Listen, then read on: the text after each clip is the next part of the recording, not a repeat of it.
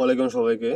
তো এটি একটি সোলার ওয়াটার পাম্প ছাদ বাগানের জন্য। দেখতে পাচ্ছেন এটি আইওটি কন্ট্রোল, মোবাইল অ্যাপ দিয়ে কন্ট্রোল করা যাবে এবং ভেতরে একটি মিনি পাম্প মোটর রয়েছে যেটি 5 ভোল্টে চলে এবং এই পাইপের মাধ্যমে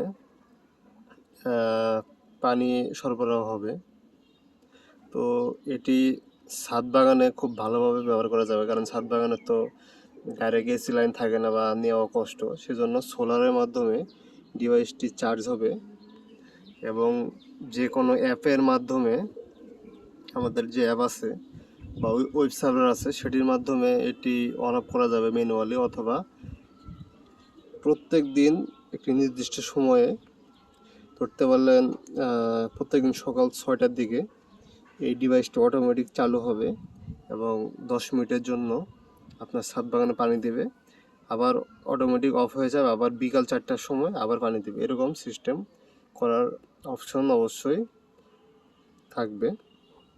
তো দেখতে পাচ্ছেন এটি খুবই সিম্পলভাবে তৈরি করা হয়েছে এবং এটির কার্যক্ষমতা মোটামুটি ভালো।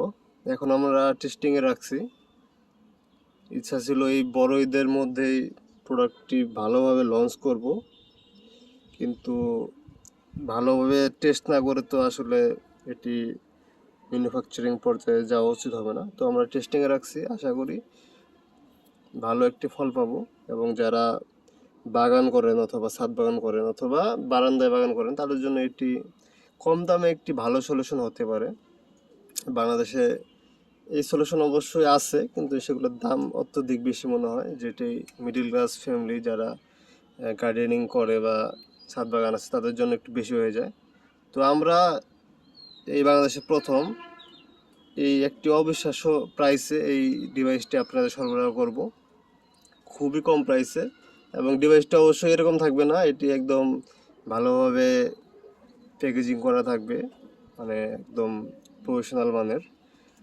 তো আমরা চেষ্টা করতেছি সবচেয়ে কমে দেওয়ার জন্য। হয়তো বা কিছু ফিচার মিসিং থাকতে পারে যেগুলো আমাদের আসলে লাগে না।